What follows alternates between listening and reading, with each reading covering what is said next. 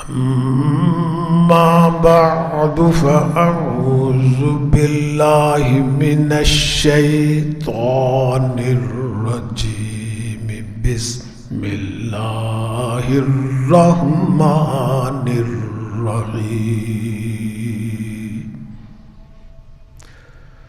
وإنك لعلى خلق عظيم وإنك لعلى خلق عظيم صدق الله مولانا العظيم وصدق رسوله النبي الكريم ونحن على ذلك من الشاهدين والشاكرين والحمد لله رب العالمين۔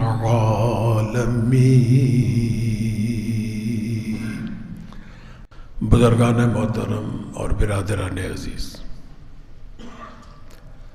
قرآن کریم کے سورہ قلم سے ایک مختصر سی آیت مبارکہ اس نشست میں آپ کی خدمت میں تلاوت کی گئی۔ اس آیت مبارکہ میں اللہ تعالیٰ نے اپنے محبوب، اپنے حبیب حضور اکرم صلی اللہ علیہ وسلم کے اخلاق حسنہ کے بارے میں فرمایا ہے۔ اس آیت کا ترجمہ یہ ہے، انکا، یقیناً، بے شک، اس میں کوئی شک شبے کی گنجائش ہی نہیں کہ آپ صلی اللہ علیہ وسلم لعلی خلق عظیم، اعلیٰ اخلاق حسنہ کے مالک ہیں۔ بلند و اخلاق کے اوپر آپ بلند و بالا درجے پر قائم اور فائز ہیں۔ آپ کی ایک اہلیہ ہے، بڑی محبوب اہلیہ ہے، سرکار دو عالم صلی اللہ علیہ وسلم کی سیدہ عائشہ صدیقہ رضی اللہ تعالی عنہ۔ ان سے صحابہ نے سوال کیا کہ حضور اکرم صلی اللہ علیہ وسلم کے کیا اخلاق تھے، آپ کے اخلاق حسنہ کیا کیا تھے؟ تو سیدہ عائشہ صدیقہ رضی اللہ تعالی عنہا نے فرمایا، کان خلقہ القرآن، آپ کے اخلاق جو تھے وہ قرآن ہے۔ قرآن کے اندر جو اللہ نے آپ کو احکامات دیے ہیں اس پر عمل کر کے دکھایا۔ اسی لیے قرآن میں اللہ تعالیٰ فرما رہے ہیں، لقد کان لکم فی رسول اللہ اسوۃ حسنہ، ہمارے رسول کی زندگی پر عمل کرو کہ اس سے بہترین اسوہ حسنہ دنیا میں کہیں نہیں ملے گا آپ کو۔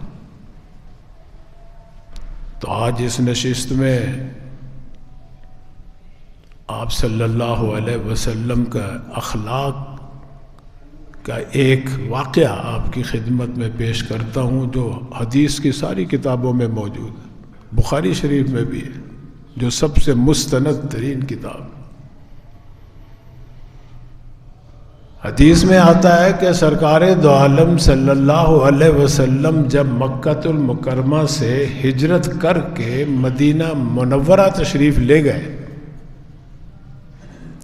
تو وہاں آپ نے ایک اسلامی اسٹیٹ کی بنیاد رکھی، ریاست قائم کی، حکومت قائم کی اسلام کی، اور پھر دعوت توحید جو ہے مدینے کے اندر، مدینے کے قرب و جوار میں آپ کا مشن ہی یہی تھا.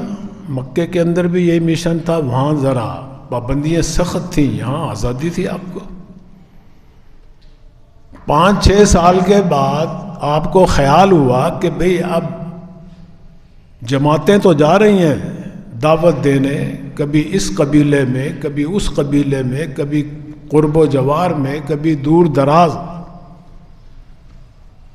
اب جو ہمارے سے بہت دور ہیں، جہاں زیادہ جماعتوں کا جانا مشکل ہے، وہاں خطوط کے ذریعے دعوت دیتے ہیں ہم توحید کی.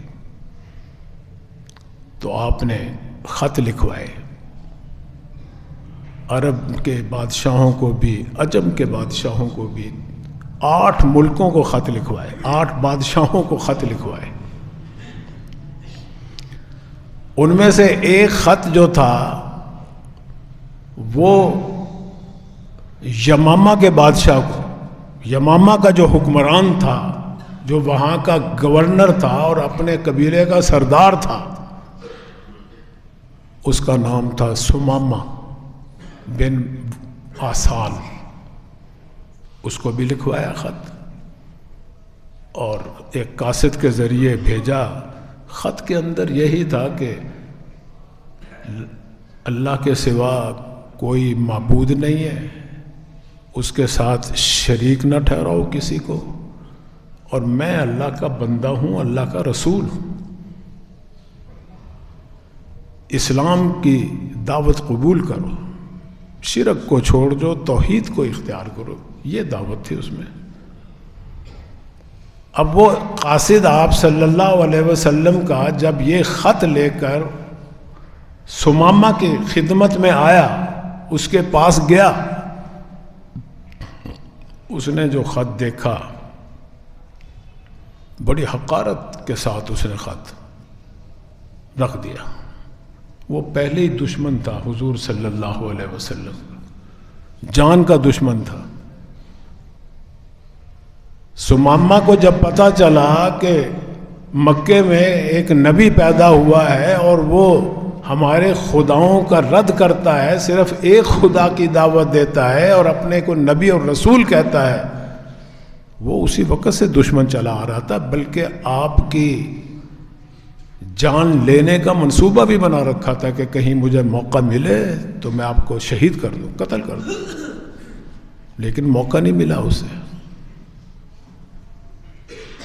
آپ کو بھی پتا تھا کہ میرا بڑا جانی دشمن ہے سمامہ، لیکن آپ نے پھر بھی اس کو خط لکھا، دعوت دی اسے، صرف اس لیے کہ اس کی آخرت بن جائے، جہنم کی آگ سے بچ جائے.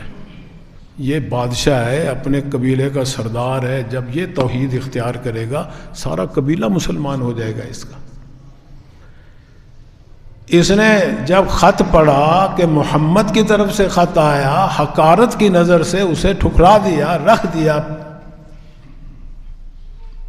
اور پتہ نہیں کیا کچھ الفاظ بھی برے برے بولے.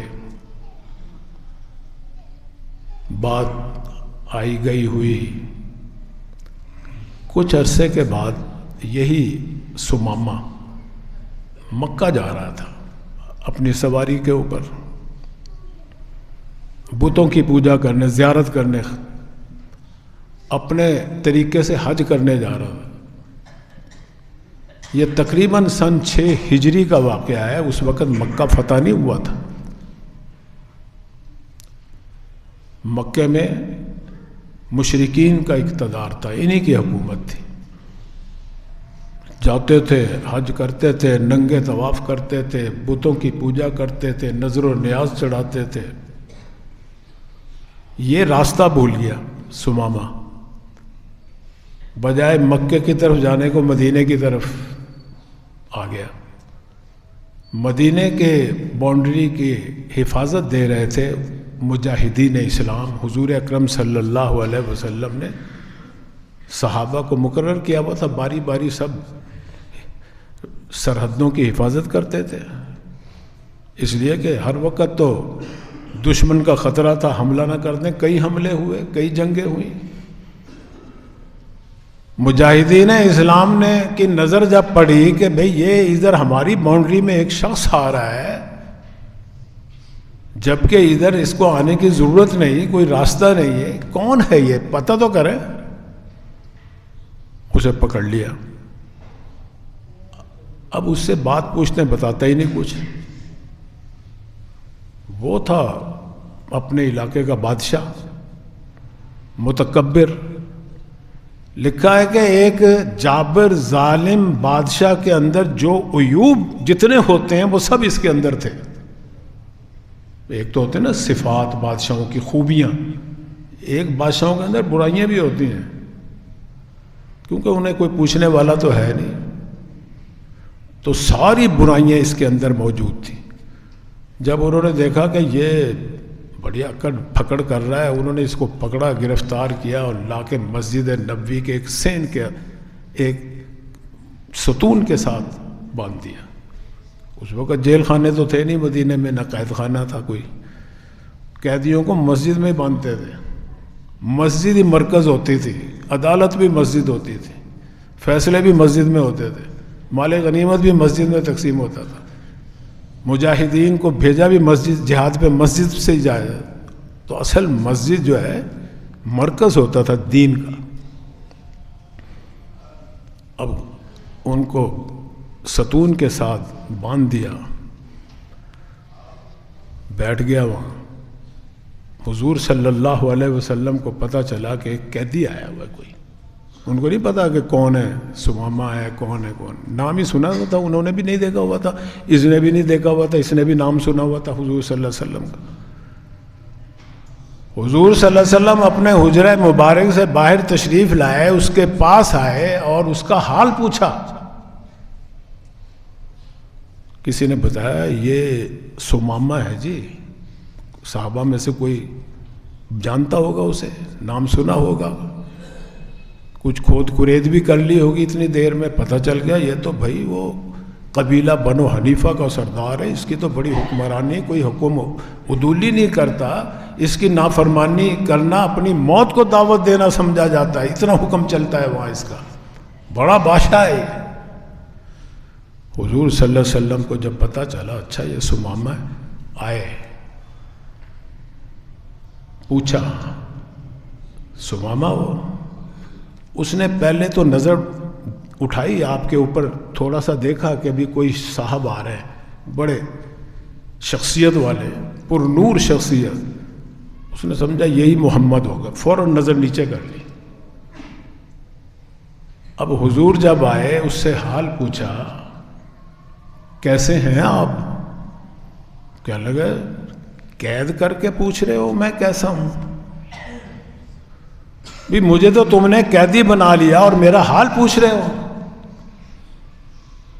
آپ کی طرف سے مجھے کوئی راحت ملتی ہے، مجھے کوئی اس کی پرواہ نہیں، کوئی ضرورت نہیں ہے، اور اگر کوئی تکلیف پہنچتی ہے، مجھے قتل کرتے ہو، کر دو قتل مجھے، میرا قبیلہ قصاص لے گا تم سے۔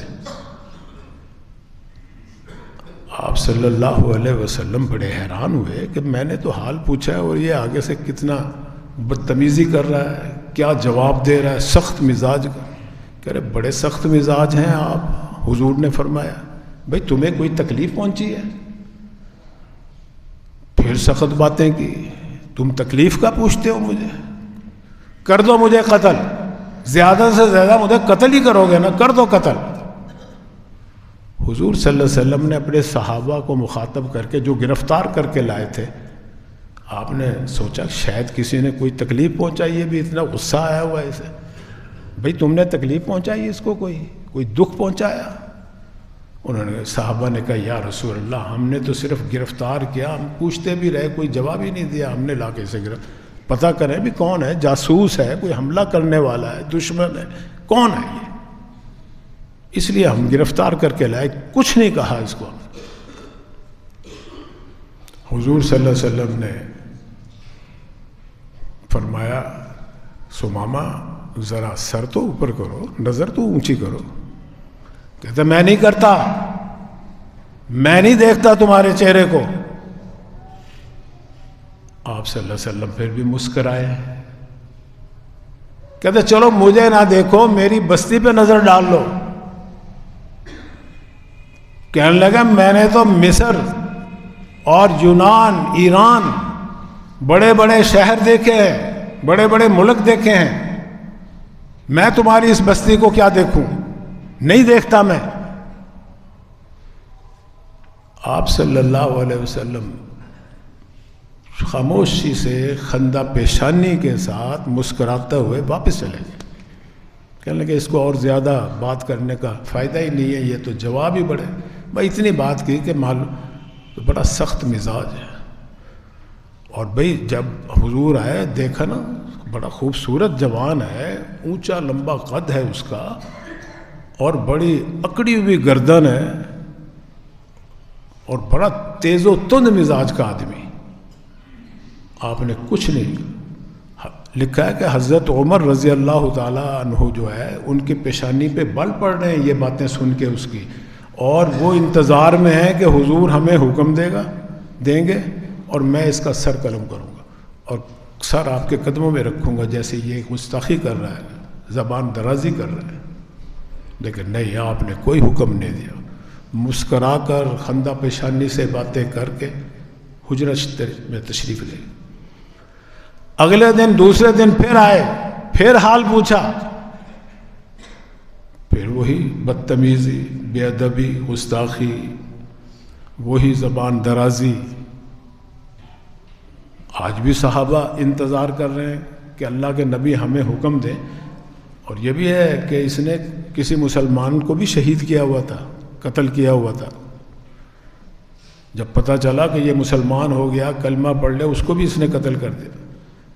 اب چاہیے تو یہ تھا اس کو بھی کے ساتھ میں قتل کرتے، نہیں، آپ نے پھر بھی اس کے ساتھ حسن اخلاق کا مظاہرہ کیا۔ تیسرے دن پھر تشریف لائے، پھر آپ نے وہی سوال کیا، اس نے پھر وہی جواب دیے۔ آج تو صحابہ کہہ رہے تھا ہمیں یقین تھا کہ بس آج یہ اس کا زندگی کا آخری دن ہے، آج اس کو ہم نے قتل کر دینا ہے، قلم کر دینا ہے اس کا سر۔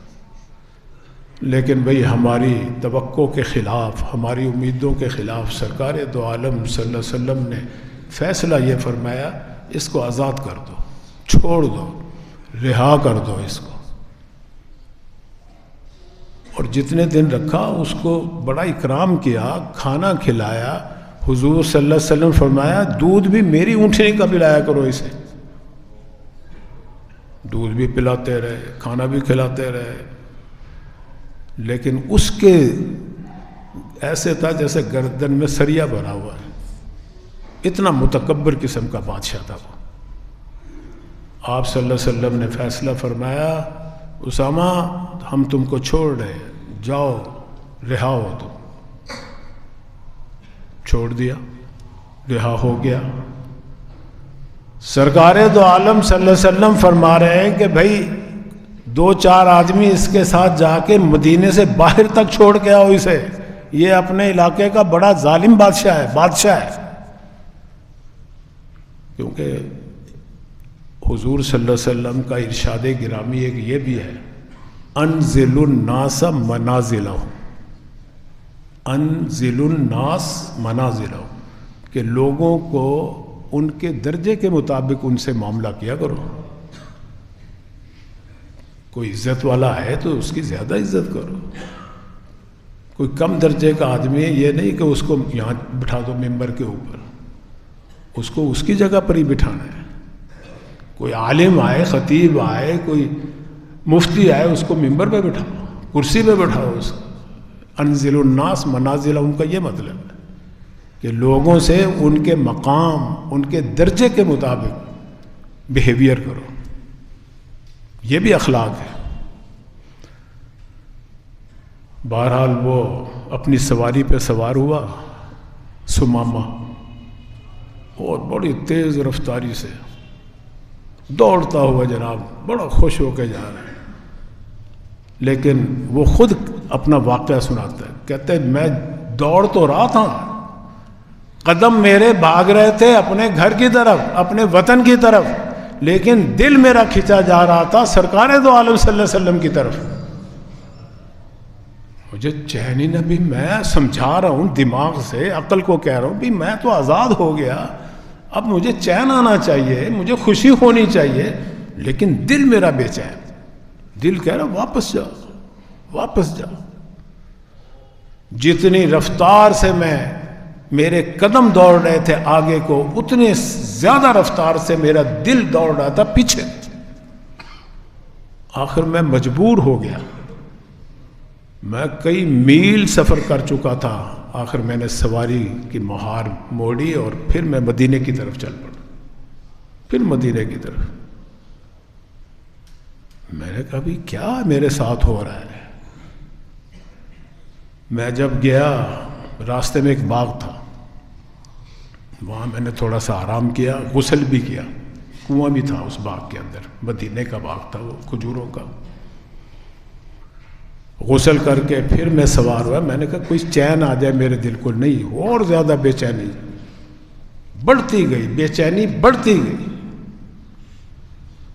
اب جب میں مدینے میں گیا، مسجد نبی میں گیا، کیونکہ ابھی کوئی زیادہ وقت تو گزرا نہیں تھا، 1 گھنٹہ گزرا ہوگا، دیکھا کہ سرکار دو علیہ وسلم وہیں بیٹھے ہوئے صحن کے اندر، اور ان کے یار بھی بیٹھے ہوئے، دوست بھی، احباب بھی بیٹھے ہوئے، صحابہ بھی بیٹھے ہوئے ارد گرد۔ میں جا کے ہاتھ باندھ کے کھڑا ہو گیا، حضور نے اوپر نظر اٹھائی تو میری نظروں سے نظریں ملی۔ پہلے تو میں دیکھنے کے لیے تیار نہیں تھا، اب میں آپ ہی کے چہرے پہ دیکھ رہا ہوں۔ بھائی سمامہ، ہم نے تو آپ کو چھوڑ دیا، حضور فرما رہے ہیں سمامہ آپ کو رہا کر دیا، آزاد کر دیا، چھوڑ دیا، چلے جاؤ۔ کہنے لگے محمد، چھوڑا تو اس وقت تھا جب میں قید تھا، اب تو میں جب سے ایک نظر دیکھا ہے اس وقت سے آپ کا قیدی بنا ہوا ہوں، ہاتھ آگے بڑھاؤ، میں غلام ہونے کے لیے آیا ہوں ہمیشہ کے لیے۔ ہاتھ پہ ہاتھ رکھا اور بلند آواز سے سب کو کہا، صحابہ جتنے بھی بیٹھے ہیں گواہ رہنا، اشہد ان لا الہ الا اللہ و اشہد ان محمدًا عبدہ و رسولہ، میں اقرار کرتا ہوں کہ اللہ کے سوا کوئی معبود نہیں، حضور اللہ کے بندے بھی ہیں، رسول بھی ہیں۔ اور ساتھ کہا کہ اے اللہ کے رسول، آج سے پہلے جتنی نفرت مجھے آپ کے چہرے سے تھی، جب سے میں نے ایک آنکھ سے آپ کو دیکھا، اس وقت سے میرے دل میں جو محبت ہے، اب کائنات کے سب سے زیادہ محبوب ترین چہرہ آپ کا چہرہ ہے میرے لیے۔ اے اللہ کے رسول، اے اللہ کے نبی، پہلے میں آپ کے دین کو سب سے ناپسند کرتا تھا، سب سے زیادہ ناپسند دین آپ کا دین کرتا تھا، اب سب سے زیادہ پسندیدہ اور محبوب ترین دین آپ کا دین ہے میرے لیے۔ اے اللہ کے رسول، آج سے پہلے سب سے مبغوض ترین جو شہر تھا، جس کا میں دشمن تھا، وہ مدینہ تھا، آج سب سے زیادہ پسندیدہ ترین جو شہر ہے میرے لیے، وہ مدینہ منورہ ہے۔ اے اللہ کے رسول، میری جان بھی حاضر ہے، میرا مال بھی حاضر ہے، میری آبرو عزت بھی، سب کچھ وقف ہے آپ کے لیے، آپ کے دین کے لیے، جو حکم دو میں حاضر ہوں۔ مجھے آپ نے ہمیشہ کے لیے اپنا غلام بنا لیا۔ یہ تھا اخلاق۔ اسی لیے اللہ تعالیٰ فرما رہے ہیں، فرمائے کہ اِنَّكَ لَعَلَىٰ خُلُقٍ عَظِيمٍ، ہمارے محبوب بلند اخلاق کے مالک ہیں، اعلیٰ اخلاق کے حامل ہیں۔ ایک واقعہ نہیں، بے شمار واقعہ۔ اور پھر اس نے درخواست کی کہ اللہ کے رسول، اب تو اللہ کا رسول کہہ رہا ہے نا، پہلے تو محمد کہتا تھا، اب ایمان لے آیا، رسول رسالت پر بھی، نبوت پر بھی ایمان لیا کہ یا رسول اللہ، میں مکہ جا رہا تھا بیت اللہ کی زیارت کرنے، اگر آپ کا حکم ہو، اجازت ہو تو میں کروں۔ ہاں، آپ نے فرمایا کہ اب جس طریقے سے ہم تمہیں بتلائیں گے ویسے کرنی ہے۔ پھر آپ نے احرام کا حکم دیا، آپ نے لبیک یاد کروائی، لبیک اللہم لبیک لا شریک لک لبیک ان الحمد والنعمت لک والملک لا شریک لک۔ پھر بتایا کیسے طواف کرنا، کسی کو پوجا نہیں کرنی، کسی کو سجدہ نہیں کرنا، یہ سارا طریقہ سمجھا کے یاد دلا کے پھر بھیجا آپ نے، اور پھر گئے مکے میں اور جا کے بلند آواز سے تلبیہ کہہ رہا ہے۔ جب خانہ کعبہ کی زیارت کی اور جا کے طواف کر رہا ہے تو ساتھ لبیک بھی پڑھ رہا ہے اور بلند آواز سے پڑھ رہا ہے۔ لکھا ہے مسلمانوں میں سب سے پہلا جو مسلمان ہے جس نے بلند آواز سے تلبیہ کہا ہے خانہ کعبہ کے حدود میں، وہ ثمامہ ہے، یہ صحابی۔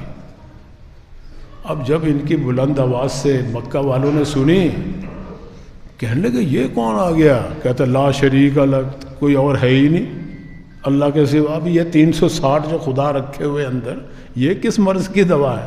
یہ تو کوئی صابی آ گیا اندر۔ یہ صابی کا مطلب ہے یعنی بے دین، ہمارے دین کو چھوڑ کے کوئی اور دین اختیار کر لیا۔ اب وہ تو تلواریں لے کے آ گئے، مکے کے جو متولی تھے، محافظ تھے، وہ سارے آ گئے۔ اب اس کو کہنے لگے کون ہو تم؟ تو ابھی یہ تم کیا کر رہے ہو؟ بے حرمتی کر رہے ہو ہمارے خداؤں کی، مسجد حرام کی بھی حرمتی کر رہے ہو، خانہ کعبہ کی تم بے حرمتی کر رہے ہو۔ کسی نے کہا یہ ثمامہ ہے، ثمامہ یمامہ کا بادشاہ ہے، یہ اس کو نہ کچھ کہنا، اگر یہ قتل ہو گیا تو ہمارا حقہ پانی بند کر دیں گے، ہمارا غلہ سارا ادھر سے آتا ہے، ہمارا اناج ادھر سے آتا ہے، ہماری فلاں چیز ادھر سے، ضروریات کا سارا سامان ادھر سے آتا ہے، بند ہو جائے گا۔ پھر انہوں نے مذاکرات کیے اس سے کہ بھائی ایسا یہ نہیں، تم ہمارے دین سے نکل گئے ہو، صابی ہو گئے، بے دین ہو گئے۔ کہتے نہیں نہیں، میں نے تو جو دنیا کا سب سے بہترین دین ہے اس کو اختیار کیا ہے، محمد کے دین کو اختیار کیا۔ میں محمد پر ایمان لے آیا، ان کی نبوت پر، رسالت پر ایمان لے آیا، اللہ کے وحدہ لا شریک پہ ایمان لے آیا میں۔ ہاں کوئی آتا ہے میرے ساتھ مقابلہ کرنا، کرو کرو، میں تمہارا سارا غلہ بند کر دوں گا۔ اور اس نے جا کے پھر واپس حکم دے دیا کہ آج کے بعد یہاں سے کوئی تجارت کا سامان مکے نہ جائے۔ مکے میں قحط سالی ہو گئی، مہنگائی آسمانوں پہ چڑھ گئی، لوگ چیخنے لگے، مجبور ہو کے سرکار دو عالم صلی اللہ علیہ وسلم کو خط لکھا کہ تمہارا ایک پیروکار جب سے بنا ہے، ہمارا تو اس نے جینا مرنا ہمارا مشکل کر دیا ہے، بچے ہمارے بھوکے مر رہے ہیں، آپ نے ہمارے بڑوں کو قتل کیا تلوار کے ذریعے اور بچوں کو قتل کر رہے اور بھوک کے ذریعے۔ اس قسم کے جملے لکھے سرکار دو عالم صلی اللہ علیہ وسلم کو مکہ کے سرداروں نے خط کے اندر، اور پھر اپنی رشتہ داری بھی جتوائی کہ تم ہمارے رشتہ دار ہو، تم صلہ رحمی کا حکم دیتے ہو۔ حالانکہ حضور صلی اللہ علیہ وسلم کو پتہ ہی نہیں کہ ثمامہ نے جا کے ان کا بائیکاٹ کر دیا، بند کر دیا۔ جب حضور کو پتہ چلا تو حضور صلی اللہ علیہ وسلم نے ثمامہ کو حکم دیا کہ نہیں نہیں، یہ کام نہیں کرنا، کھول دو غلہ کے راستے، کھول دو، اجازت دے دو ان کو۔ پھر اس نے جا کے حضور کے حکم کے اوپر وہ جو پابندیاں لگائی تھی سب واپس لے لی۔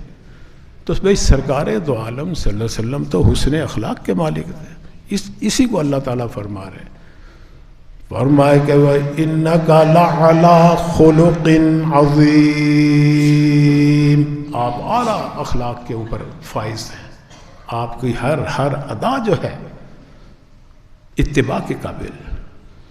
صرف چہرے کی بات نہیں، وہ چہرے سے متاثر نہیں، چہرہ بھی تھا، لیکن آپ کا یہ بھی کہہ رہا ہے کہ میں نے بڑے بڑے حکمرانوں سے ملا ہوں، بڑے بڑے میں محکوموں سے ملا ہوں، بڑے بڑے بادشاہوں سے میری ملاقات ہوئی، بڑے بڑے گورنروں سے میری ملاقات ہوئی، بڑے بڑے وفدوں سے میری ملاقات ہوئی۔